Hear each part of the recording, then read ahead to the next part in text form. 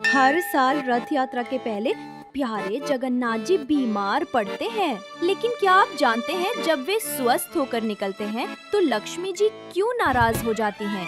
चलिए सुनते हैं एक बहुत प्यारी अनसुनी कथा। स्नान पूर्णिमा के दिन 108 कलशों से प्यारे जगन्नाथ, बलभद्र और सुभद्रा जी का पवित्र स्नान होता है। लेकिन इस स्नान के पश्चात भगवानों को ज्वर हो जाता है। उन्हें अड़सर गृह में ले जाया जाता है, जहाँ 15 दिन तक उनका खूब ध्यान रखा जाता है। 15 दिन बाद वे पूरी तरह स्वस्थ होकर मुस्कुराते हुए बाहर आते हैं। प्रिय लक्ष्मी, मैं बलभद्र और सुभद्रा के साथ गुंडीचा मंदिर जाना चाहता हूँ। वहाँ भक्तों से मिलूंगा और गुंडीचा माँ के पास कुछ शांत पल बिताकर 2 दिन में लौट आऊंगा। आपकी तबीयत अभी अभी तो ठीक हुई है, फिर भी जाना जरूरी है। थोड़ा बाहर घूमने से अच्छा लगेगा।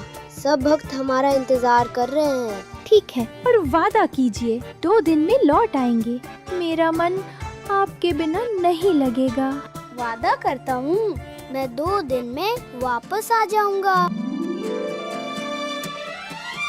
आखिरकार रथ यात्रा का पावन दिन आता है। पूरी नगरी उत्सव के माहौल में डूब जाती है। जगह जगह ढोल मृदंग बज रहे हैं, भक्त झूम रहे हैं।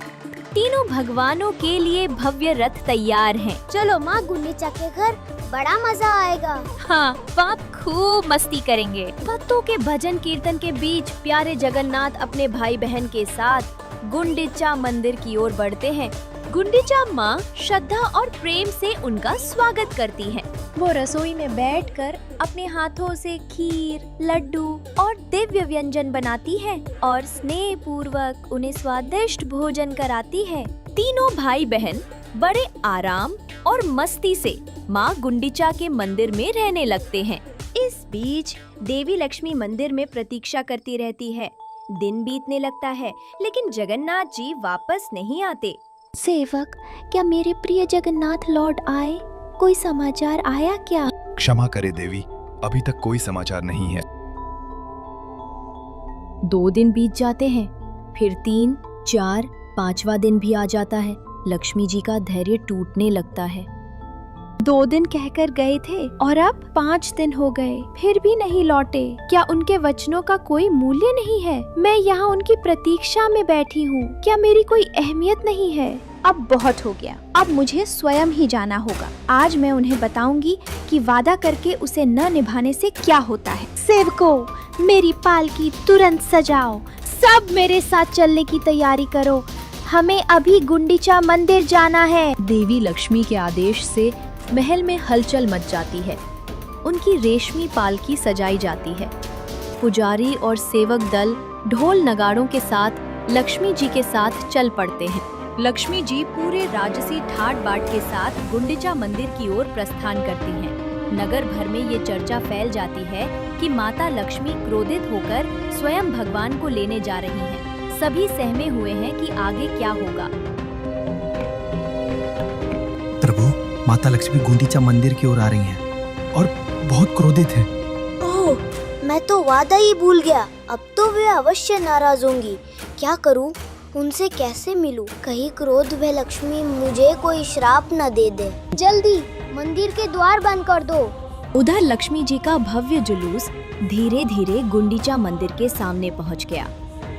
लक्ष्मी जी पालकी से उतरी और प्रवेश द्वार की ओर बढ़ने लगी। तभी भयभीत सेवकों ने घबराकर तुरंत मुख्य द्वार बंद कर लिया। ये देखकर लक्ष्मी जी का क्रोध चरम पर पहुंच गया। क्रोध से तमतमाती हुई उन्होंने गरज कर आदेश दिया, अच्छा, मेरे लिए द्वार बंद कर दिए? यदि मेरे लिए मंदिर का दरवाजा बंद है, तो फिर उनके लिए भी वापसी का मार्ग बंद हो जाएगा। सेवकों, यह रहा मेरे स्वामी का रथ नंदी घोष, इसे तुरंत तोड़ डालो। लक्ष्मी जी के आदेश पर उनके सेवक रथ के पास तो पहुँचे, लेकिन प्रभु के रथ को पूरी तरह से भला कौन क्षति पहुंचा सकता है? उन्होंने बस उसे जरा सा हिलाया डुलाया, फिर भी कुछ सजावटी हिस्से टूटकर नीचे गिर पड़े। तभी जगन्नाथ जी के सेवक उन्हें रोकने आए और दोनों ओर से हल्की फुल्की धक्का मुक्की होने लगी। रथ को हल्का सा नुकसान पहुंचाने के बाद लक्ष्मी जी उदास मन से लौट चली। लेकिन वो मुख्य मार्ग से नहीं लौटी, बल्कि एक गुप्त गली से होकर गईं, जिसे हेरा गोहिरी गली कहा जाता है। उड़िया भाषा में हेरा का अर्थ है देखना। कहा जाता है कि रथ यात्रा के 5वें दिन माता लक्ष्मी अपने प्रभु जगन्नाथ के दर्शन हेतु यहाँ आई थी। इसी स्मृति में इस दिन को हेरा पंचमी कहा जाता है। लक्ष्मी जी लौट तो गईं, पर क्या वे इतनी आसानी से जगन्नाथ जी को क्षमा कर देंगी?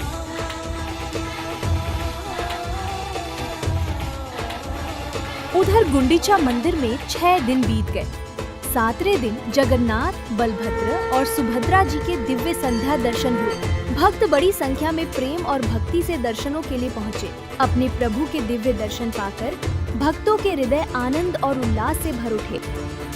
8वें दिन सुबह गुंडीचा मंदिर में रथों को वापस श्री मंदिर की ओर मोड़ा गया। अब वापसी की तैयारियां शुरू हो गयीं। आ गया 9वां दिन, बहुड़ा यात्रा, यानी भगवान की वापसी की यात्रा। प्यारे जगन्नाथ, बलभद्र और सुभद्रा जी गुंडीचा मास से विदा लेकर अपने घर श्री मंदिर की ओर लौटने लगे। पूरी नगरी में खुशी की लहर दौड़ पड़ी।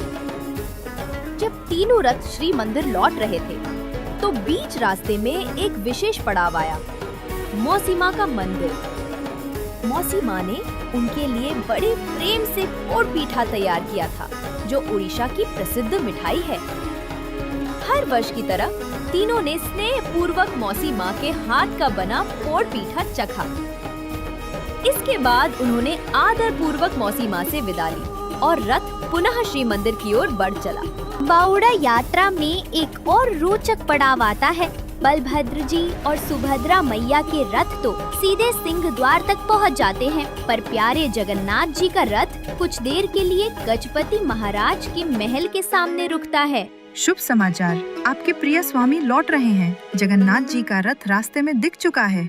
क्या मेरे प्यारे जगन्नाथ लौट रहे हैं? शुभ समाचार सुनते ही लक्ष्मी जी का क्रोध एक पल में पिघल जाता है। वह तुरंत श्री मंदिर से बाहर निकल आती हैं और सामने जहानी मंडप में आकर खड़ी हो जाती हैं, जहां से दूर सड़क पर अपने प्यारे जगन्नाथ जी के रथ को आते हुए देखती हैं। फिर लक्ष्मी जी रसोई घर के रास्ते पीछे की ओर से होती हुई भेंट मंडप पहुंचती हैं।